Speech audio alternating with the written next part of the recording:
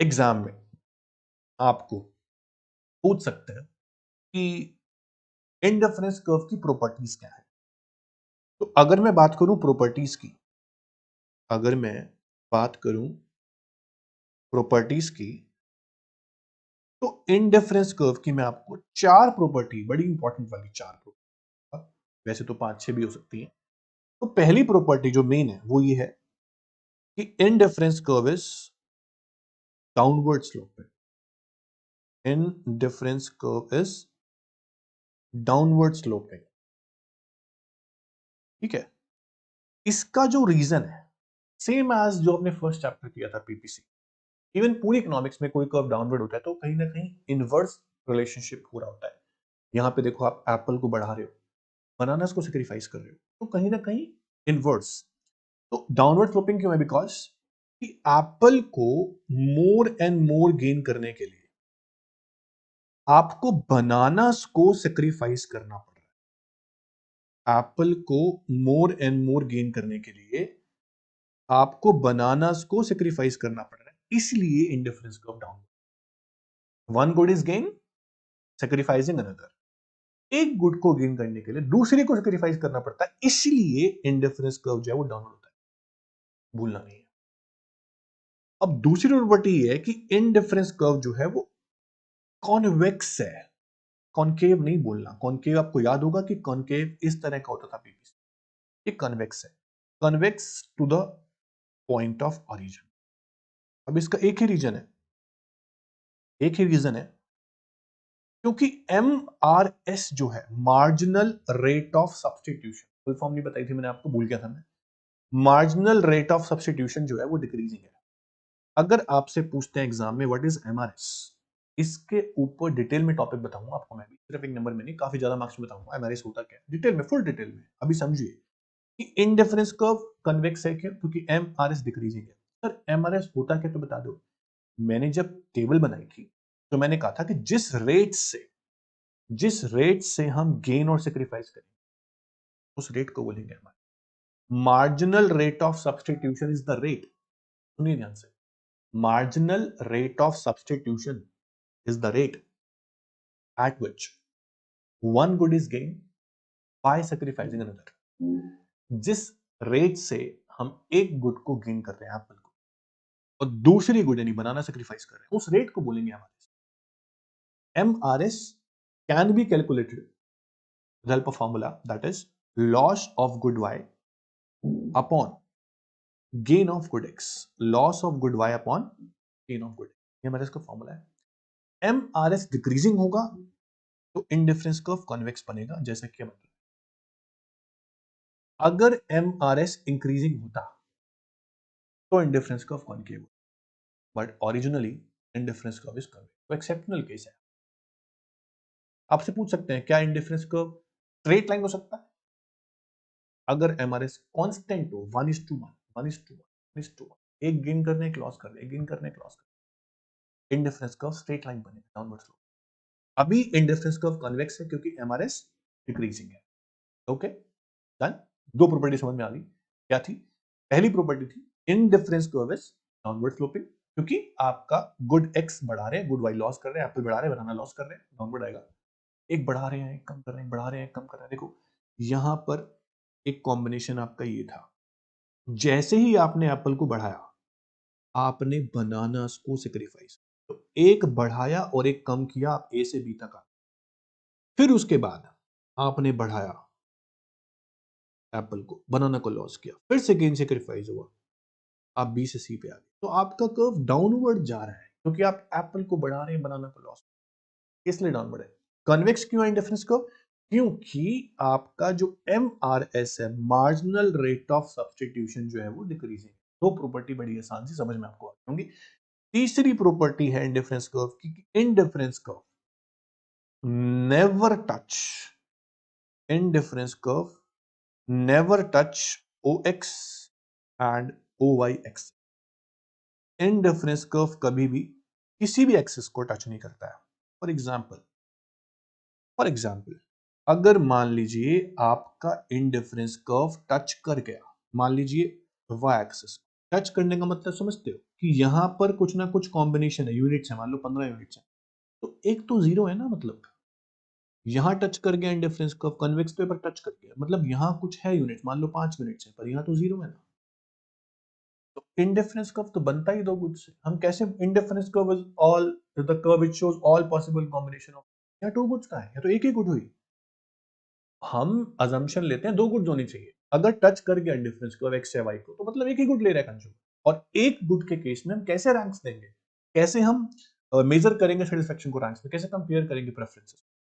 तो indifference curve कभी भी टच नहीं करता नेक्स्ट को ना वाई को। टच कर गया इट मींस कंजम्पशन सिर्फ एक गुड का हो रहा है, जबकि कंजम्पशन दो गुड्स का करना है। तो never touch X and Y axis. बड़ी आसान सी प्रॉपर्टी है, बड़ी इंपॉर्टेंट प्रॉपर्टी है कि higher the indifference curve, higher the indifference curve, higher will be the satisfaction, higher will be the satisfaction। जितना ज्यादा ऊपर इंडिफरेंस कर्व जाता जाएगा उतनी ज्यादा सेटिस्फेक्शन बढ़ती जाएगी, ऐसा। Due to monotonic preferences, due to monotonic preference. Sir ये क्या होता है? बिल्कुल समझाऊंगा, 3 मार्क्स में आ सकता है टॉपिक कि मोनोटोनिक प्रेफरेंसेस क्या होता है, बिल्कुल बताऊंगा। पहले समझ लो कि ये प्रॉपर्टी है क्या। जितना ऊपर इंडिफरेंस कर्व उतनी ज्यादा सेटिस्फेक्शन। इसको हम समझाएंगे ग्राफ से। आप इस एग्जाम में समझाओगे तो ग्राफ से समझाओगे। जितना ऊपर इंडिफरेंस कर्व होगा, ये आईसी है, ये आईसी वन है, मैंने दो इंडिफरेंस कर्व बनाए, एक आईसी एक आईसी वन। जो नीचे वाला इंडिफरेंस कर्व है आईसी, उस पे कॉम्बिनेशन है ये, तो मैंने लिया कॉम्बिनेशन ए, जिसमें ओ एक्स गुड एक्स यूनिट्स है और ओ वाई गुड वाई की यूनिट, कॉम्बिनेशन ए है। अगर मेरे पास कोई दूसरा कॉम्बिनेशन जो है वो इंडिफरेंस कर्व वन पे है, यानी ऊपर वाले इंडिफरेंस कर्व, ध्यान से देखो यहां जो कॉम्बिनेशन बी है, कॉम्बिनेशन बी पे कंज्यूमर को एक्स भी ज्यादा मिली और वाई की क्वांटिटी भी उसको ज्यादा मिली। जितनी ज्यादा कंज्यूमर को क्वांटिटी मिलेगी उतना कंज्यूमर सेटिस्फाई हो। दोनों ही गुड ज्यादा मिल गई। एक ऑप्शन है आपके पास 4 एप्पल 6 बनाना है, एक ऑप्शन आपके पास 6 एप्पल 8 बनाना है।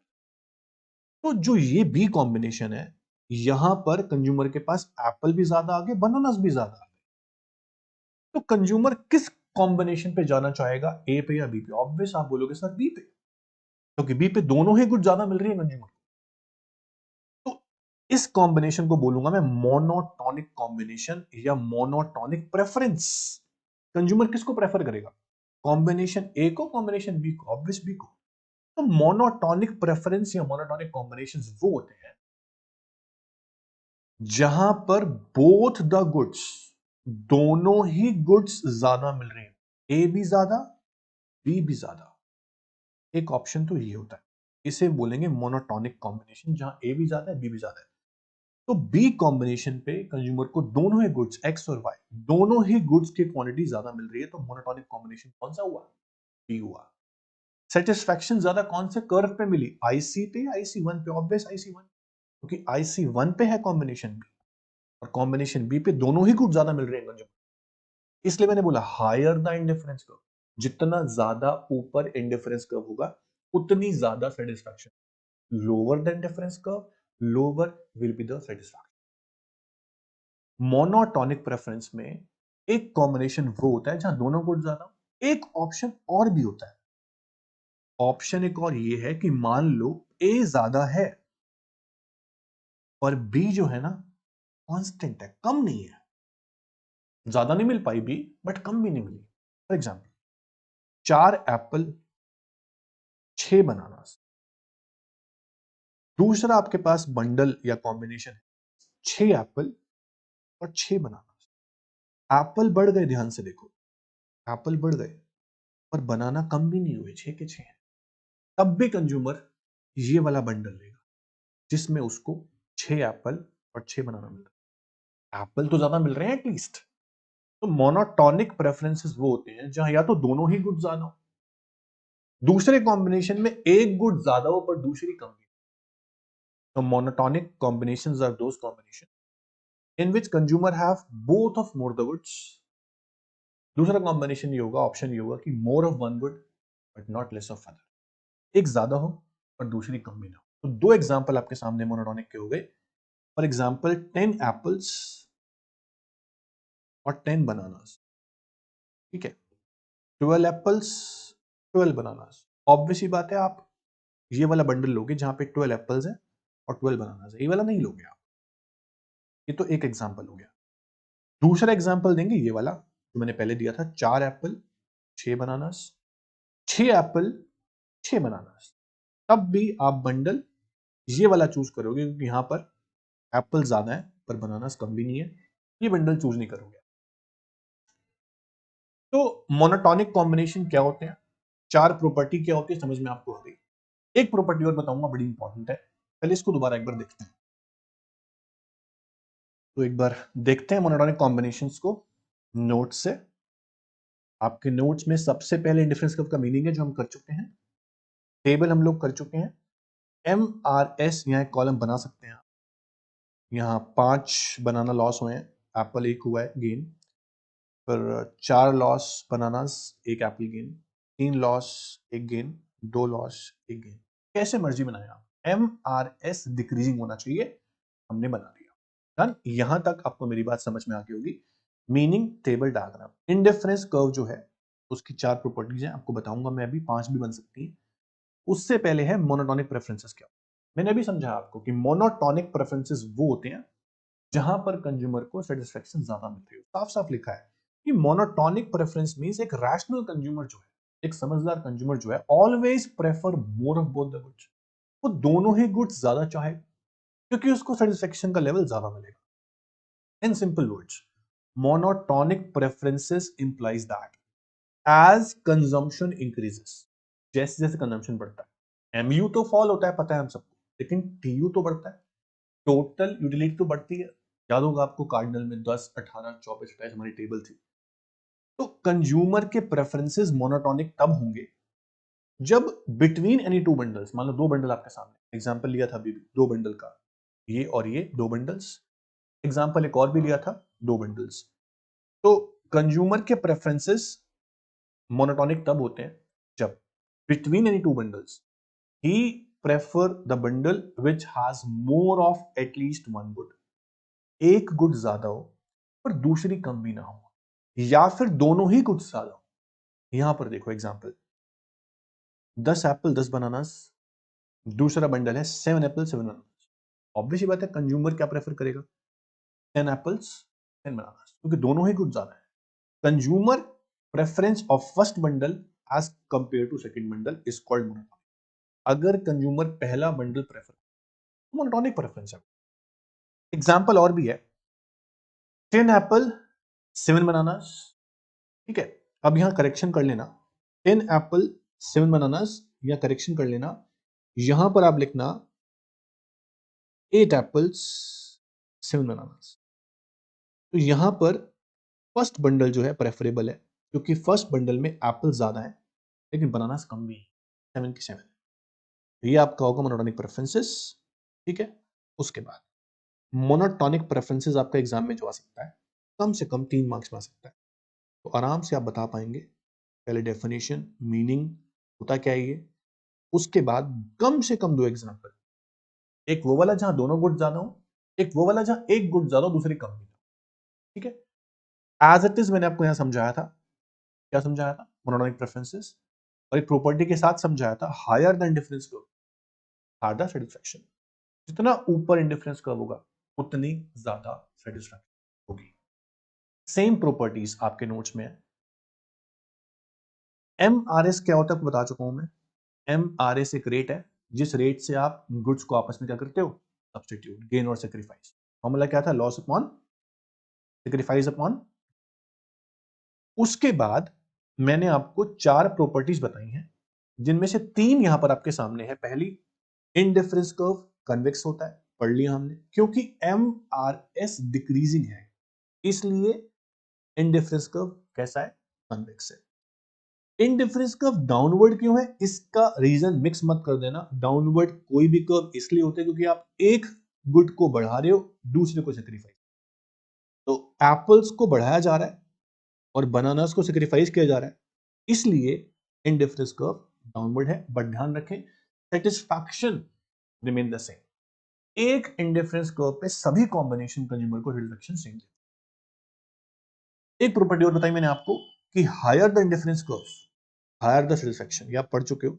Higher the IC higher the satisfaction because of monotonic preference. ये मैं समझा सकूं डिटेल में आपको कि मोनोटोनिक प्रेफरेंस क्या होता है।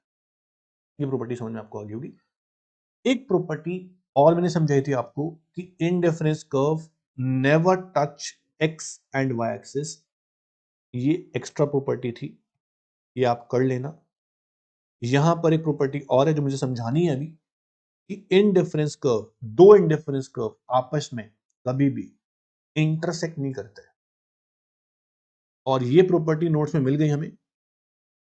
Indifference curve never touch X and Y axis, हम कर चुके हैं। ठीक है, अगर टच करेगा इट मींस कि दो गुड्स नहीं है, वहां पर एक गुड कंज्यूम हो रही, जो कि नहीं होना चाहिए।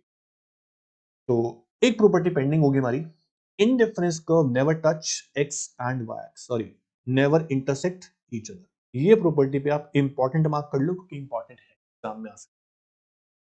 अब दो इंडिफरेंस कर्व आपस में इंटरसेक्ट क्यों नहीं करते, आइए समझते हैं। देखो, मान लीजिए कि मैं दो इंडिफरेंस कर्व को इंटरसेक्ट कर देता हूं, प्रॉपर्टी है कि नहीं करते। मान लो मैं इंटरसेक्ट कर देता हूं, एक इंडिफरेंस कर्व 1 है और एक इंडिफरेंस कर्व आईसी है। जो इंडिफरेंस कर्व 1 है और आईसी है, इस पे कॉम्बिनेशन है कॉमन, दैट इज ए। एक कॉम्बिनेशन यहां पे है बी और एक कॉम्बिनेशन हमारे पास है सी। ये एक्स एक्सिस है और ये वाई एक्सिस है। ठीक है, अब मेरी बात समझना।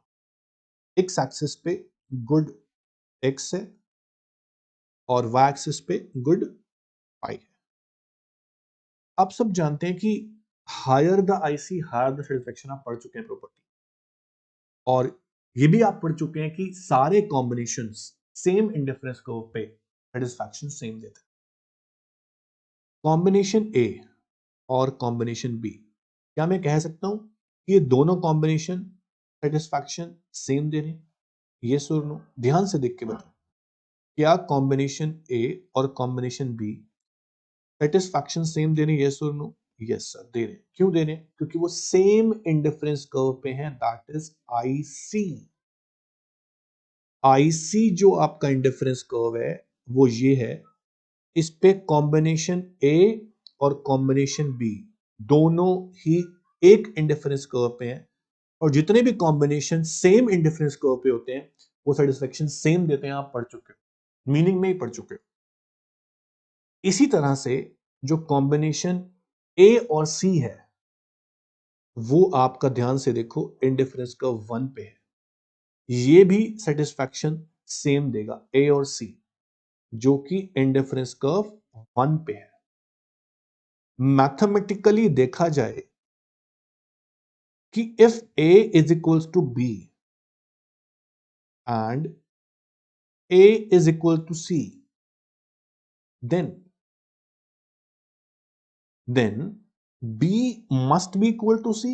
यस, मैथमेटिकली तो ये होना चाहिए, बट इस टॉपिक में ऐसा पॉसिबल नहीं है कि बी और सी बराबर नहीं हो सकते। रिजल्ट हमारा रॉन्ग प्रूव हो गया, वैसे होने चाहिए बराबर, बट यहां पर बी और सी बराबर नहीं हो सकते क्योंकि बी जो है वो लोअर आईसी पे है और जो सी कॉम्बिनेशन है वो हायर आईसी पे है। सी कॉम्बिनेशन जो है सेटिस्फैक्शन ज्यादा देगा एज कंपेयर टू बी। तो दोनों बराबर कैसे हो सकते हैं, बी और सी?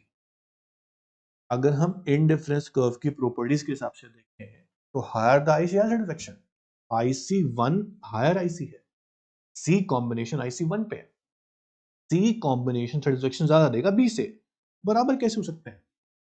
इसलिए बोलते हैं रिजल्ट रॉन्ग आता है। तो two indifference curves never intersect each other, very important. मैंने आपको ये समझा दी प्रॉपर्टी, आपको समझ में आ गई, ठीक है। और यहां पर आप थोड़ा सा चेंज कर लेना, यहां पर कुछ जगह पर आई क्यू लिखा है, ठीक है। आई क्यू नहीं है, आईसी है इंडिफरेंस कर्व। यहां पर भी इंडिफरेंस कर्व है और यहां पर भी इंडिफरेंस कर्व, इनको करेक्ट कर लेना, आई क्यू की जगह आईसी कर लेना, दैट्स इट, ठीक है, और कोई गलती नहीं है। करेक्शन आप कर सकते हो बेटा, मिस प्रिंट हो जाता है कभी कभी। तो हमारा इंडिफरेंस कर्व टॉपिक ऑलमोस्ट खत्म हो गया, except indifference map. Indifference map क्या होता है, मेरी बात समझना। अगर मैं आपको बोलता हूं अगर मैं आपको बोलता हूं group of group of indifference curve is called indifference map. Group of indifference curve is called indifference map. या फिर family of indifference curve in which higher IC represent higher level of satisfaction,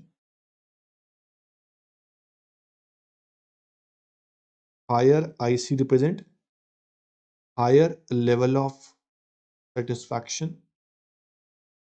and lower IC represent